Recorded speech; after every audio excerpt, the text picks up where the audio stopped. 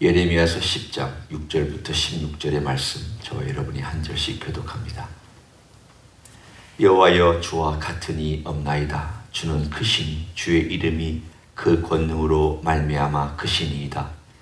이방 사람들의 왕이시여, 주를 경외하지 아니할 자가 누구리이까? 이는 주께 당연한 일이라. 여러 나라와 여러 왕국들의 지혜로운 자들 가운데 주와 같은 이가 없음이니이다. 그들은 다 무지하고 어리석은 것이니 우상의 가르침은 나무뿐이라. 다시스에서 가져온 은박과 우바스에서 가져온 금으로 꾸미되 기술공과 은장색의 손으로 만들었고 청색 자색 옷을 입었나니 이는 정교한 솜씨로 만든 것이거니와 오직 여호와는 참 하나님이시요 살아계신 하나님이시요 영원한 왕이시라. 그 진노하심에 땅이 진동하며 그 분노하심을 이방이 능히 당하지 못하느니라. 너희는 이같이 그들에게 이르기를 천지를 짓지 아니한 신들은 땅 위에서 이 하늘 아래에서 망하리라 하라.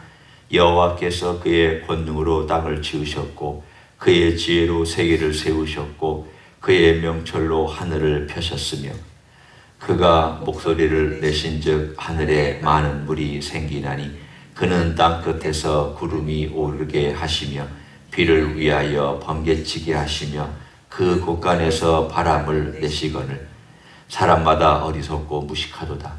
은장이마다 자기의 조각한 신상으로 말미암아 수치를 당하나니 이는 그가 부어 만든 우상은 거짓 것이요 그 속에 생기가 없음이라.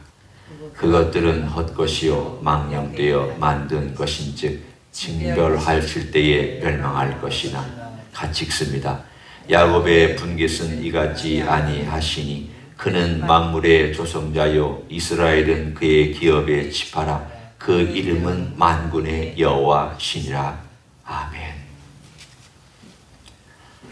예레미야 1장부터 9장까지는 유다의 형편, 처지, 죄된 모습, 이런 것에 대해서 하나님께서 일일이 고발하신 내용입니다. 그런데 10장에 들어와서부터는 이방이 그 안에 끼어들기 시작합니다. 바꿔 얘기하면 시선이 넓어지고 또 광범위해진다는 그런 뜻입니다. 오늘 여기 보면 단적으로 여러분이 읽다가 하나님이 구약에도 이런 표현이 나오는구나 라는 그런 표현을 발견할 수 있습니다. 7절에 보면 이방 사람들의 왕이시여, 잘 쓰지 않는 표현입니다. 보통 왕 그러면 우리 왕, 이스라엘의 왕, 유다의 왕, 바벨론이면 바벨론의 왕 이렇게 얘기를 하지, 사실은 다른 나라의 왕이라고 보통 얘기할 때에는 다 다스리고 있다는 뜻입니다. 이 말은 유다 사람들에게는 생소한 단어입니다. 아니, 하나님은 우리의 왕이지 어째서 이방 사람들의 왕입니까? 우리를 다스려 주시는, 보호하시고 공급해 주시고 성전에서 예배를 받으시고 모든 우리의 생사화복을 주관하신 우리의 왕이지 어떻게 저게 하나님도 알지도 못하고 그리고 우상을 섬기고 있고 율법도 없고 할례도 받지도 못하고 그리고는 제사도 제대로 드리지 않는 저 사람들의 왕이라는 게 이들에게는 대단히 생소한 개념입니다. 이런 개념들이 사실은 왕조가 쭉 진행되고 시간이 흘러가면서 점점점 구약에 보면 강하게 나타나기 시작을 합니다. 바벨론 포로로 잡혀갔다가 다가온 다음에는 그 내용이 더 많이 나옵니다. 그 이야기는 드디어 하나님께서 신약에 이르기까지 점점 이방 민족의 하나님이시라는 것을 더 알려주시고 더 드러내시고, 그래서 예수님이 이 땅에 오셨을 때에는 그것이 마치 이방인들도 구원을 받는 것이 하나님의 원래 계획이었구나 라는 것을 알게 되는 거기까지 나아가게 되었습니다. 근데 하여간 이때는 아직은 예루살렘이 멸망하지 아니한 때지만 멸망당하기 얼마 전에 이들에게도 하나님의 메시지를 전합니다. 왜 전할까? 하나님을 전혀 알지도 못하는 이들에게 왜 전할까? 그래서 여러 가지 목적이 있습니다. 첫째는 이스라엘 사람들, 유다 사람들에게도 알려주는 메시지지만 동시에 언젠가 하나님 앞에 돌아올 이방 사람들을 위한 하나님의 일종의 장치, 미리 세팅해 놓은 장치와 같은 것입니다. 나는 늘 그들을 불렀다. 구해보면 이방 사람 가운데 돌아온 사람이 있잖아요. 모압의 딸이었던 룻 돌아왔죠. 아주 소수지만 돌아왔습니다. 그리고 기생 라합 돌아왔습니다. 그리고 그들은 예수님의 조상이 되었습니다. 성경에 보면 가나안 사람들과 모압 사람들과 암몬 사람은 10대가 지나도 하나님의 성도에 들어오지 못하느니라 그랬습니다. 근데 룻은 그리고 라합은 어떻게 된 겁니까? 예수님이 조상이잖아요. 그러니까 어떻게 생각하면 하나님께서 그렇게 말씀하셨지만 이방 사람에 대한 관심을 하나님께서 아예 차단하시고 난 이방 사람은 절대 안 받겠다. 그건 아니었다는 거예요. 구약에도 하나님은 나아만 같은 사람, 그리고 사렙다의 과부, 이방, 시돈 지방에 있었던 엘리야가 갔던 그 이방 여인, 라합 같은 사람, 룻 같은 사람, 이런 구원받은 사람들이 구약에도 있고 우리가 알지 못하는 신비한 일들이 구약에도 하나님을 경험한 사람들이 있다는 것을 말씀하고 있습니다. 하나님은 이방을 향하여 늘 관심을 갖고 있었습니다. 다만 아직 그때가 온 열방을 향한 하나님의 구원의 복음이 퍼져나갈 때까지 아직 하나님의 때가 되지 아니한 것 때문에 하나님께서 그것을 펼쳐놓으시 않은 것뿐이지 구약의 군데군데마다 하나님은 이방의 왕, 사람들의 왕이다. 나는 이방 나라를 다스린다. 나는 이방 나라에도 관심이 있다. 나는 이방 나라에도 언젠가 이 복음이 들어가서 그들을 구원시킬 것이다 라고 하는 하나님의 관심과 하나님의 생각을 구약 군데군데 집어넣었습니다. 오늘 그렇지만 하나님께서 이렇게 말씀하십니다. 먼저 말씀하시기를 그들이 섬기고 있는 신들이나 우상들은 헛된 거다. 왜 이것을 알려주시느냐? 똑같습니다. 이방 사람들에게도 하나님 말씀하시는 내용이고 유다 사람들에게도 하나님 말씀하시는 내용입니다. 네가 이방 사람들을 따라갈 거냐? 아니면 이방 사람들이 너희를 따라와야 될 거냐? 너희 결정이라는 뜻입니다. 유다 사람들이 이방을 따라가고 있기 때문에 하나님께서 이방을 따라가고 있는 그들에 대하여 잘못된 거다라고 가르쳐 주시고 있습니다. 이방 사람들이 그들을 따라오도록 하나님 세워놓으셨잖아요. 처음 하나님께서 모세를 통하여 율법을 주셨을 때에 언약을 맺을 때 그들에게 말씀하신 내용이 너희는 제사장 나라다. 제사장 나라라는 것은 무엇을 의미합니까? 너희들이 이방 나라를 대표해주고 하나님을 대신해서 하나님을 설명해주는 나라가 되라. 쉽게 얘기하면 오늘날로 얘기하면 너 복음 전해라 그 뜻입니다. 복음대로 살아라. 그리고 하나님을 대변할 수 있는 민족이 되라.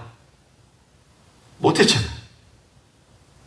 심지어는 어떤 표현에 보면 너희는 소돔과 고모라도 더하다. 왜 소돔과 고모라보다 더할까요? 겉으로 보기에는 소돔과 고모라보다 더하지 않을 수 있습니다. 그렇지만 제가 정도로 설명합니다. 여러분이 사랑을 많이 받았습니다. 선물을 많이 받았습니다. 성공할 수 있는 기회를 많이 받았습니다. 여러 가지 기여할 수 있도록 기회를 많이 받았습니다. 근데 그거 100% 다 날렸습니다. 그러면 그 기회를 주신 분이 얼마나 속상하고 너 정말 쓸데없구나라고 얘기하겠습니다.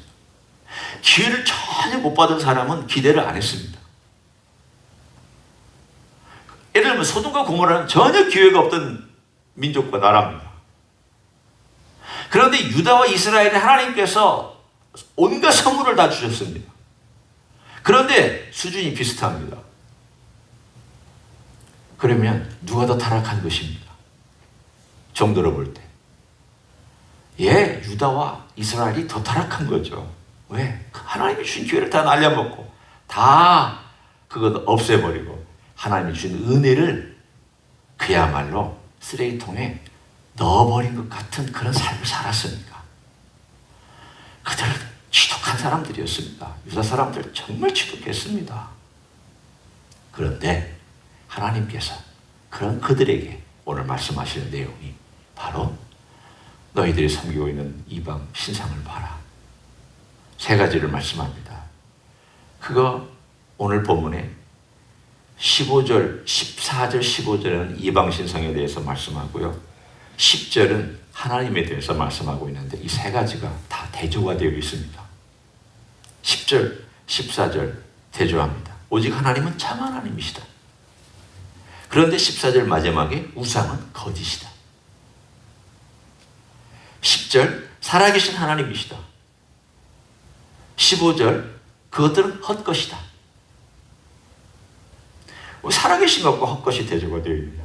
헛것이라는 것은 공허하다, worthless, 가치가 없다 그 뜻입니다.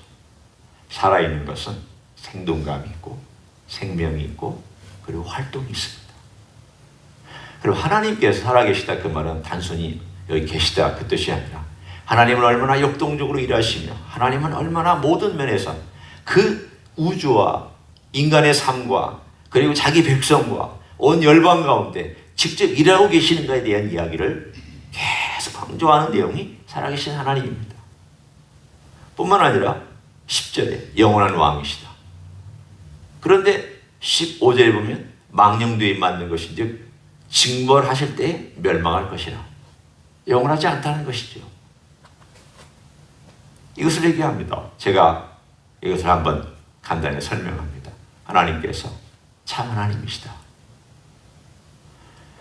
그들이 섬기고 있는 우상과 이방 사람들이 섬기는 우상과 그 우상의 뒤에서 그들을 조종하고 있는 신들이라고 표현되어 있는 11절에 신들이라고 표현되어 있는 이 신들은 신이 아닙니다. 왜 신들이라고 표현했느냐? 그들이 쓰고 있는 단어를 썼을 뿐입니다. 하나님이 인정해 준 단어가 아닙니다. 신들 아닙니다. 귀신들입니다. God이 아니라 그들은 demons, 귀신에 불과합니다. 우상을 섬기고 있고 그 우상을 만들도록 했던 이 이방 문화의 모든 속에는 거짓이 있습니다.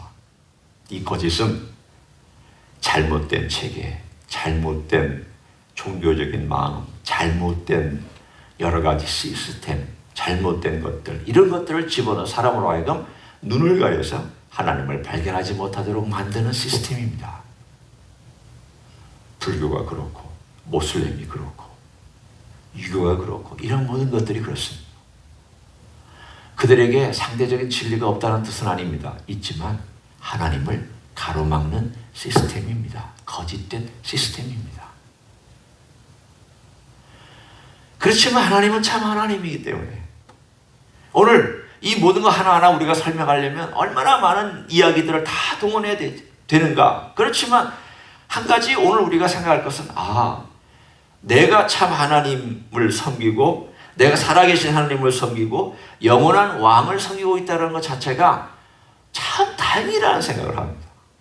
여러분이나 저나 참 다행입니다. 어떤 면에서 다행인가 하면 내가 어떻게 해서 그렇게 내가 믿게 되었는지 사람마다 다 다르지만 일단 참 신기하게도 내가 믿게 되었는데 내가 참 하나님을 섬길 수 있다는 것이 이게 얼마나 인간적인 표현을 따르면 다행인가. 기독교적인 언어를 표현하면 얼마나 복받은 인생인가. 얼마나 복된 일인가. 아니 내가 사실 가만히 보면 내가 선택한 거 아니잖아. 잘 생각해 보세요. 내가 선택한 것 같은데 사실 내가 선택한 것 같지 않아요. 묘한 어떤 게 있습니다. 그럼 하나님이 나를 완전히 선택해서 나는 내 의지도 없이 그렇게 한 건가? 또 그것도 아닌 것 같아요. 나도 뭔가 선택한 것 같아. 이 비밀은 언젠가 우리 주님께서 오시는 그때 풀릴 거예요. 지금 우리는 이걸 풀지 못해요. 우리 이성으로, 판단으로 다 이해하지도 못하고 알지도 못해요. 다만 이게 정말 주님이 은혜를 주셨구나. 참 귀하다. 내가 어떻게 하나님을 알게 되었는가? 들어보십시오. 예수님께서 이 땅에 오셔서 내가 진리다. 참 하나님이라는 뜻이잖아요. 거짓이 아니다는 뜻이잖아요. 얼마나 진실로 내가 이른다는 주님의 말씀도 거짓이 아니고 주님도 거짓이 아니고 주님께서 십자가를 지시고 부활하신 것도 거짓이 아니잖아요. 그걸 거짓으로 아는 사람은 못 따라가죠. 어떻게 십자가가 내 죄를 용서하냐? 거짓으로 알면 못 따라갑니다. 그러나 참으로 아니까 따라가는 거죠. 어떻게 내 죄를, 무엇으로도 씻을 수 없는 내 죄를 십자가에서 씻어주셨느냐? 이게 너무 감사하다. 이걸 참으로 받아들인 사람은 따라가는 것이고, 이걸 거짓으로 받는 사람은 못 따라가죠. 이건 머리로 판단하는 내용이 아닙니다. 똑똑한 사람일수록 이게 더 어렵습니다. 지난 주일날 청년들하고 선언 공부하는데 그런 얘기를 하는 거예요. 청년들이. 목사님, 어떻게 똑똑한 사람들은 이걸 더 못 이해할까요? 그럼 너는 어떠냐? 제가 물었어요. 저는 그게 못 믿을 것이 아닌 걸로 늘 받고 살았어요. 그래서 참 고맙다. 믿게 돼서 참 고맙다. 그러니까 이게 왜 사람들이 이걸 믿지 않을까라고 의아하다는 거예요. 자기들은 이게 받아들이고 사는데 왜 사람들이 이걸 믿지 않을까 의아하다. 그래서 나는 결론이 그겁니다. 이건 머리로 판단해서 믿어지는 게 아니다. 그랬으면 성경 요한복음 1장에 나와 있는 그 내용이 거꾸로 돼야 된다. 혈통으로나 육종으로 난 게 아니다. 만약에 혈통으로나 육종으로 났다면 머리 판단으로 다 돼야 된다. 그게 아니다. 그거는 정말 우리가 받은 선물이다. 선물 받았잖아요. 참 진리, 참 십자가, 참 부활, 그리고 참 되신 예수 그리스도.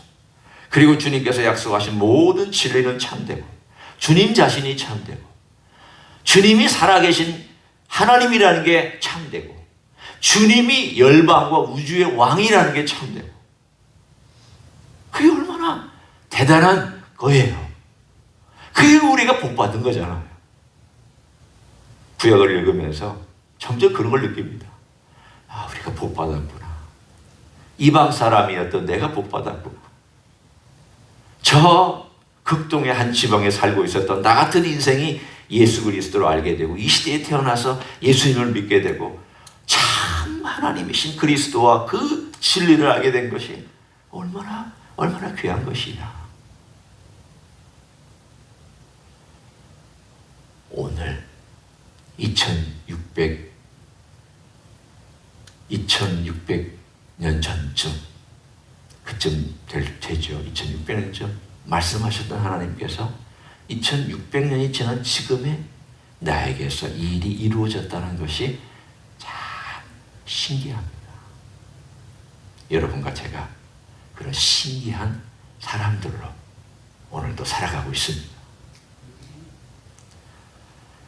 에레미야는 그러나 그 시대에 이게 너무 안타까웠습니다.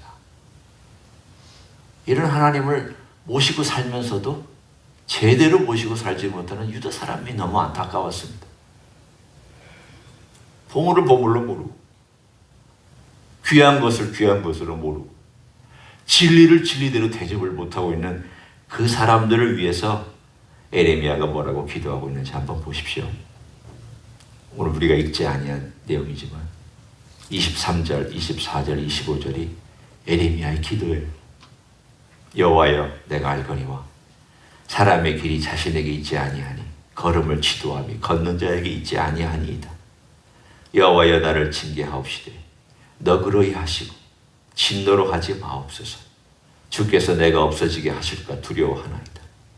주를 알지 못하는 이방 사람들과 주의 이름으로 기도하지 아니하는 족속들에게 주의 분노를 부으소서. 그들은 야곱을 씹어 삼켜 멸하고 그의 거처를 황폐하게 하였나이다 하니라. 지금 구약적인 기도지만 오늘 23절 24절을 한번 봅니다. 유다를 위해 기도하고 있는 거예요. 여호와야 나를 징계하옵시되. 징계는 결정되었습니다. 왜? 하나님을 하나님으로 대접하지 아니하니까 하나님께서 참다 징계하시기로 결정하셨습니다. 그랬더니 에레미야는 그걸 받아들입니다. 징계하지 말아달라고 하는 다른 선지자와 달리 받아들입니다. 대신 너그러이 해주십시오.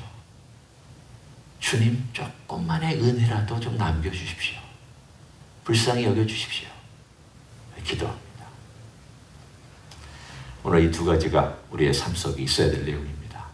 하나는 하나님께서 우리에게 주신 특권과 귀한 은혜와 신비한 일이 우리가 얼마나 큰 가치가 있느냐, 보물이냐. 알고 사는 사람은 복됩니다. 그냥 내가 그것을 잘 알지 못하고 그것을 만일 무시했거나 잘 받아들이지 않았거나 잘 인정하지 않고 살았던 내 삶이 있다면 우리는 주님께 에레미야가 한 기도와 같은 기도를 드릴 수 있습니다. 주님, 제가 잘못했습니다. 과거에 제가 그거 잘못했습니다. 주님 징계하시되 은혜 가운데 저로 너그러이 대해 주십시오. 우리 잘못한 거에 대한 대가 지불을 해야 되고 어떤 경우는 대가 지불할 수밖에 없는 것도 있습니다. 우리는 하나님의 백성이지만 잘못한 거에 대한 책임을 져야 됩니다. 이 두 가지가 그리스도인에게는 공존합니다. 이것만 가지고 살아가는 게 그리스도는 아니거든요. 놀라운 일이죠. 복이고 아름답고 귀한 것이지만 동시에 내가 잘못한 것에 책임지고 내가 잘못한 것을 회개하고 방향을 바꾸고 대가를 지불하고 어렵더라도 새로운 삶을 위하여 한 걸음 내딛는 이러한 삶에 이 두 가지가 같이 공존할 때 그 그리스도인이 사실은 진짜 그리스도인입니다. 오늘 하루도 그런 멋있는 그리스도인으로서의 삶이 되시기를 예수님의 이름으로 간절히 축원합니다. 기도하겠습니다. 고맙습니다. 예수님, 우리에게 예수님을 알게 해주신 은혜 감사합니다. 어떻게 해서 에레미야가 살았던 2600년이 지난 지금에 내가 우리 예수님을 알게 되었는지, 십자가를 믿게 되었는지, 십자가에서 나를 흘리신 보혈을 의지하게 되었는지, 부활하시고 승천하시고 하나님의 보좌 우편에서 나를 다스리고 계시는, 열방을 다스리고 계시는 주님을 예배하게 되었는지 신기할 따름입니다. 감사합니다. 복받은 인생 되게 하신 것 감사합니다. 그러나 주님, 동시에 우리가 주님을 배반하고 주님의 뜻을 좇지 못했으며 주님 앞에서 제대로 살지 못했던 것을 용서하여 주시기를 원합니다. 주님, 대가를 지불하면서 배우게 하시고 대가를 지불하면서 바꿔가게 하시고 힘들고 어렵더라도 방향을 바꾸어 주님을 따라갈 수 있는 하나님의 종들이 되게 하여 주시옵소서. 이제는 우리 구주 예수 그리스도의 은혜와 하나님 아버지의 극진하신 사랑과 성령 하나님 교통하심의 역사가 오늘도 참신이시며 참되신 진리이시며 모든 것의 왕이시며 왕의 왕이시요 또한 모든 것을 다스리시는 우리 주 예수 그리스도 앞에 와서 감사의 예배를 드리고 회개의 기도를 드리며 변화의 삶을 살기를 소원하는 이 자리에 참여한 모든 종들 위해와 주 임재 히스교회 위해와 이민교회들과 한국교회들과 선교사님들 위해 이제로부터 영원히 함께 하실지어다. 아멘.